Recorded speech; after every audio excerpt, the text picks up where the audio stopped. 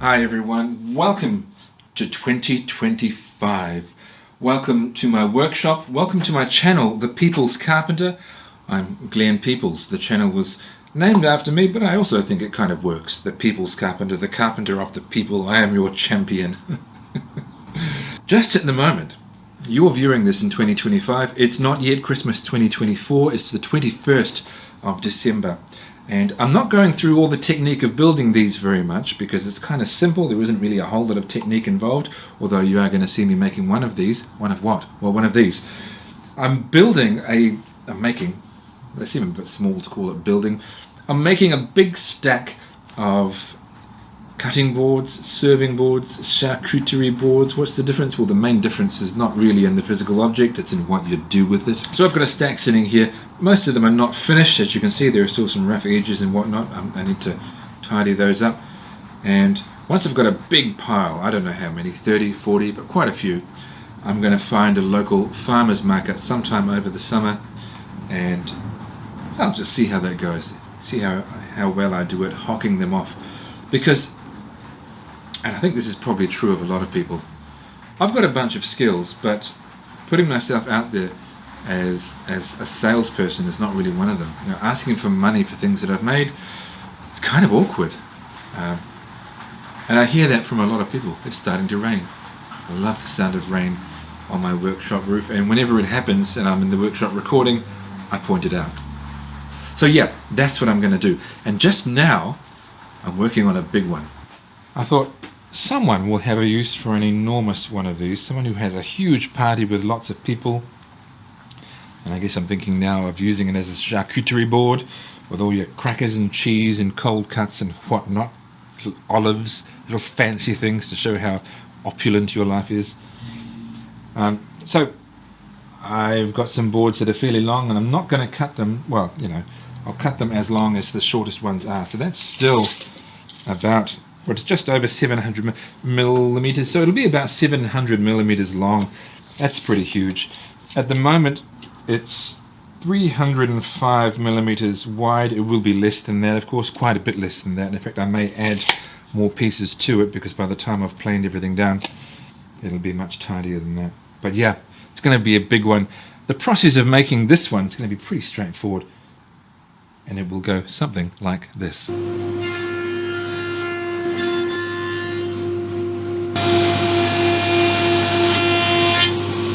There is a mock-up of where all the pieces will sit, and I'm happy with that.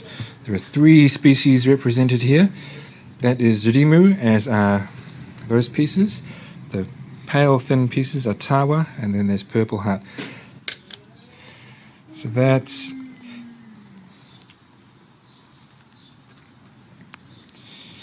just over 300 millimeters there. Once it's all clamped together, that could be, say, 300 millimeters. Lengthwise, well, that's less obvious because the pieces aren't all the same length, but that's going to be about 670 or so millimeters. So that's a decent size. Certainly the biggest one that I've made so far.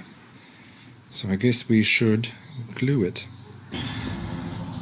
Gluing it up, obviously. Had a small setback in my idea to make all these boards and then sell them, and that is I hit a nail with my bandsaw blade, which didn't cause the blade to break, but it did damage it. So now I can't cut straight lines. If I run a board along the fence, the blade will wander and it will ruin the cut. I have to sort of maneuver things around to make a straight cut, and it's not straightforward. I can still cut curves because you can just kind of manipulate that as you go, but it's a pain. It means I won't be making any more of these long thin strips unless I already have some long thin pieces of wood that I can just plane down slightly.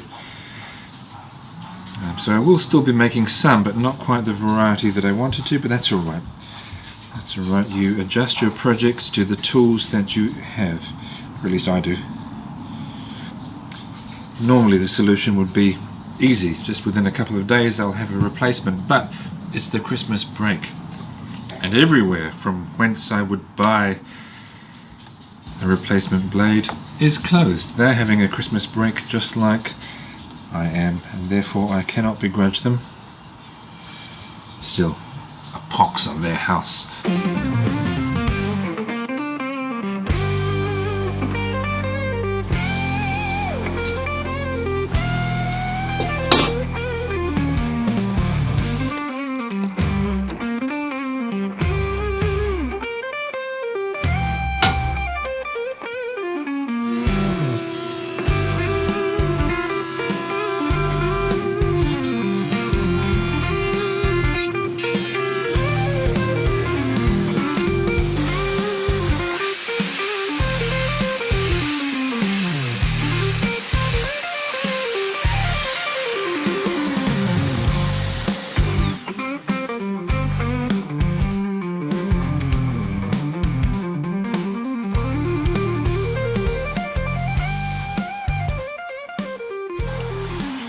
This is a different board now, but similar in style. I don't normally like to get Christmas presents because, generally speaking, I think the sorts of things that I would get are unnecessary. I don't like to buy things for myself unless they have immediate utility. But I chose and bought this and gave it to my wife. Said, wrap this up and give it to me on Christmas Day. It's a set of small carving tools made by Fuller. I imagine there are plenty of similar things made by other brands. It's not the kind of thing you would use for any serious carving in wood. They're very small. They're recommended for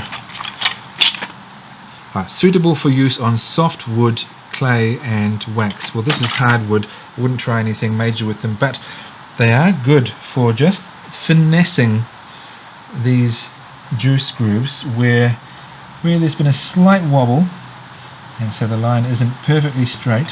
You can blend the edge where there's a slight wiggle to make it all not quite straight, but all blend into one and certainly be less noticeable, so that people aren't going to look at it and say, "Oh, something went wrong there." You can't really see, but I'll get my other camera out and show you. They're producing these oddly satisfying, very small bits of shaving. I'm going through the whole stack now, creating the juice grooves on the ones that I'm going to put juice grooves on, and I'm using this jig, and you can watch the creation and use of that jig in a previous video. Some of these boards have nail holes on what will become the top surface, and those I'm plugging up. Just one or two of the boards, this may be the only one really, but there won't be more than two because I was pretty careful in my selection, have small amounts of damage, natural damage and a void there, which I won't try to plug up. I will fill with resin and then sand smooth, like so. I think I have captured all the little bits of repair work that I need to do, and I have, I think, cut all the juice grooves that I need to, so all that I have left to do is some rounding over of edges, some sanding, some finishing, and adding some rubber feet, and then making more boards.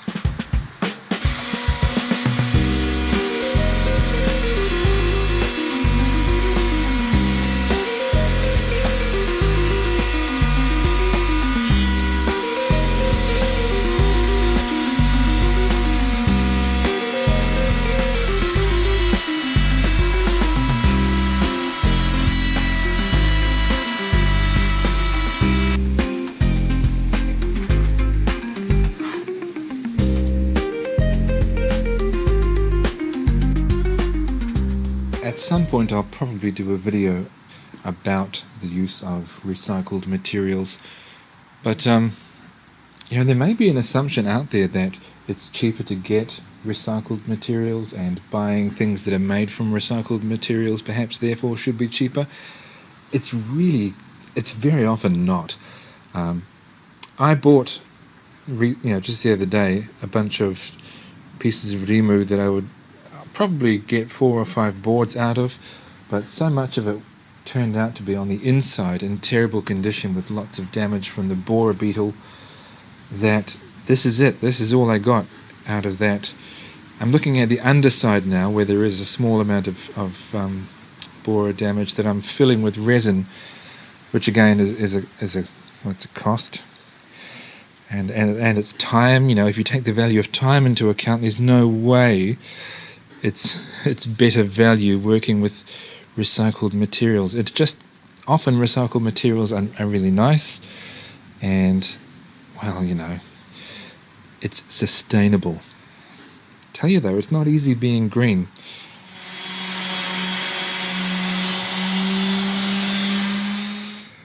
I had all the boards piled up over on that table, just waiting for the small finishing touches to be done. The pile was about yay high.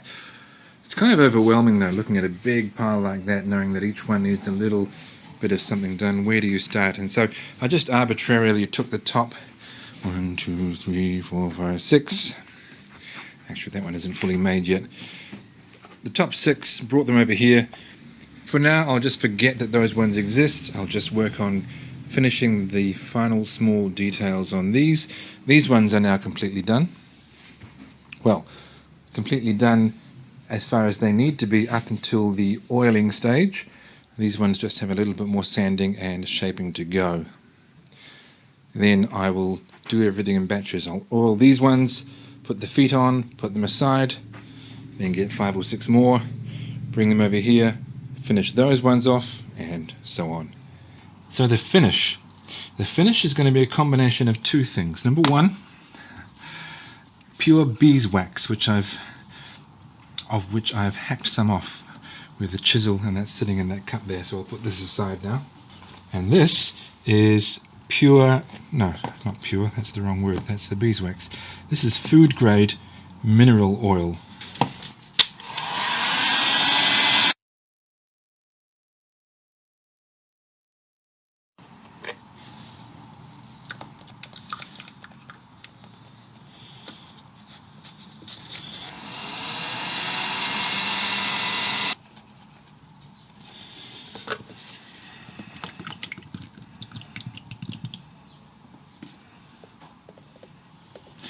Actually, maybe I'll just put the whole litre in, because there are more boards to do after these ones, and I don't really know how far it'll go. I haven't done this before, so this is all about finding out.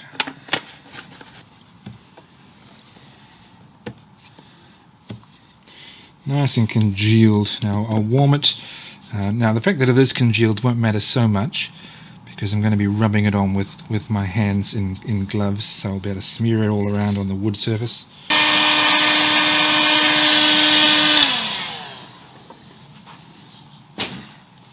Alright, so the bits of wax are getting finer and finer as they melt into the oil. I'll go and grab some gloves and then I'll get started properly. See, that doesn't go very far at all, does it? Maybe I picked a large container because some of these boards are quite big. We'll see how we go.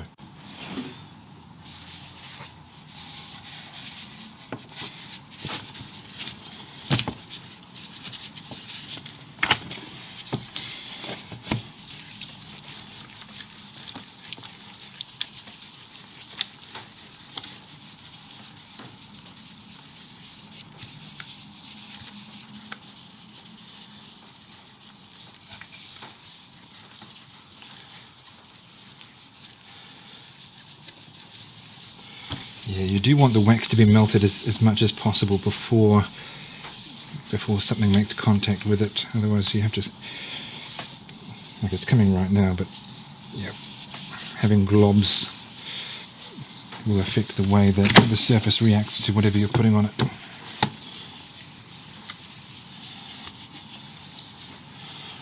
That looks quite nice, doesn't it? As you would hope.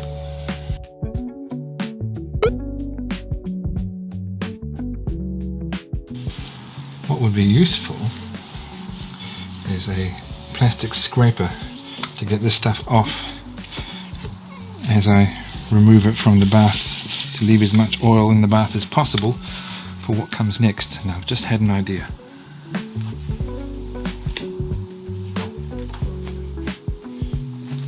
This is a template for the handle, but it looks for all the world like a giant plastic scraper.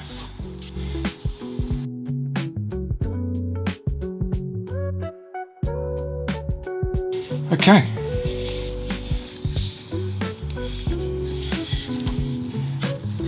Board number 1. I don't have a proper drying rack. I do have something to that end coming to me, but I wanted to get to work. So I've just got these sitting on some strips of plywood.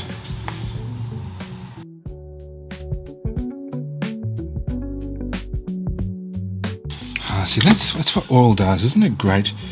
I mean, the contrast between the types of wood was there before, but nowhere near as stark as that. That looks nice.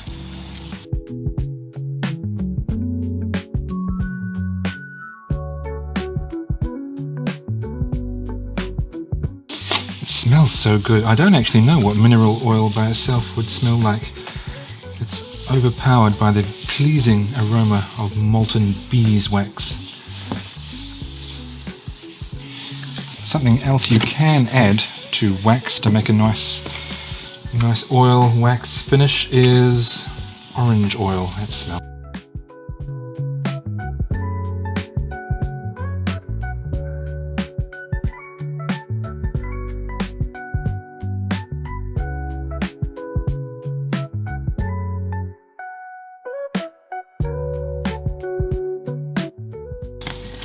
Have I more or less ruined this large container for any other use?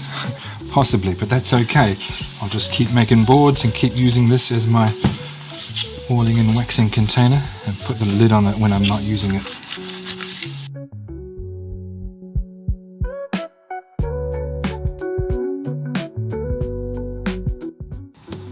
Okay, alright, I'll leave these ones to dry maybe for a day or so. I'll come back tomorrow, give them a thorough wipe down, wipe off all the excess, then put the feet on.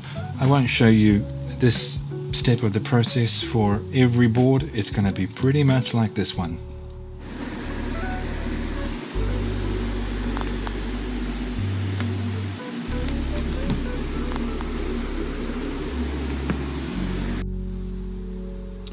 It's been a couple of days now, maybe 3 days since I oiled these, and the camera really isn't doing them justice just because of the way the light is hitting them, but they look kind of spectacular.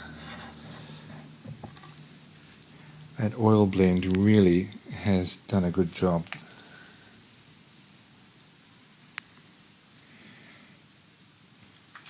Now there are parts where I know that surface was fully saturated in oil, and yet there are still lighter and darker areas where some parts of the wood have absorbed different amounts of oil from the rest, and I can't really do anything about that.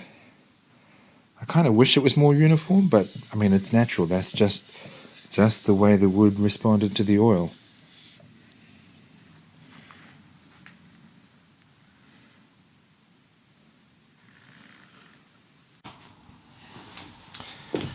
So I have the view that you probably couldn't do this too much.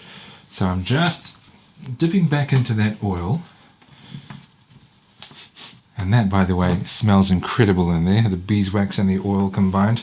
And I'm giving the top surface of each board another wipe down to see if any more absorbs. And in a few days from now, because I'm actually going to be going away for a family reunion shortly, when I go back in less than a week, I'll buff off any excess. But I don't think I'll be making a mistake by doing this. If anything, I mean, it might not be improving it. Maybe it's absorbed as much as it's going to, but I might be improving it. You never know. And this is only going to be taking me about 10 minutes to do this batch.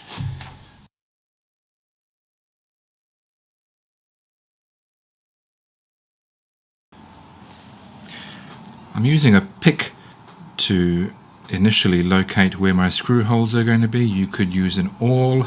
You could also just use a pencil.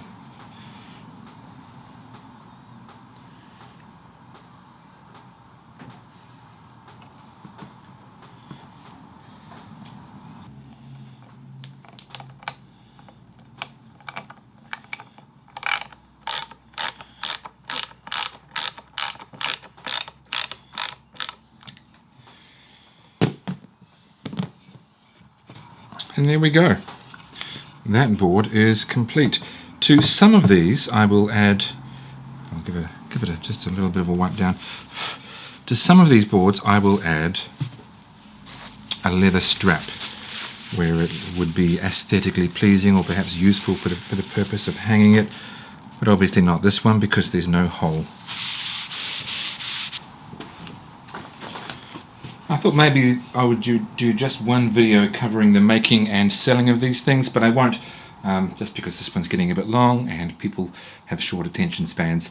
There will be a future video, and also because I don't know when I'll actually be getting to market. My life's very busy, so there will be a future video where I have finished all these boards and I go to a local craft or farmer's market and try to sell these, and we'll see how that goes. But the making of the boards, well, it's kind of fun. It's a little bit more labour intensive than you might think, depending on the complexity of the boards. If you're doing just one-piece boards, I suppose that might be simpler, but all mine are laminated together, so they take a bit of time. That's why when you see a board for sale, you might think, that's a little bit more expensive than I might have thought. It's not just a piece of wood. But there we go. I'll be back soon. The next video might not be that market video because, well, I've got other projects that are actually in my workshop, but I will do that at some point. See you soon.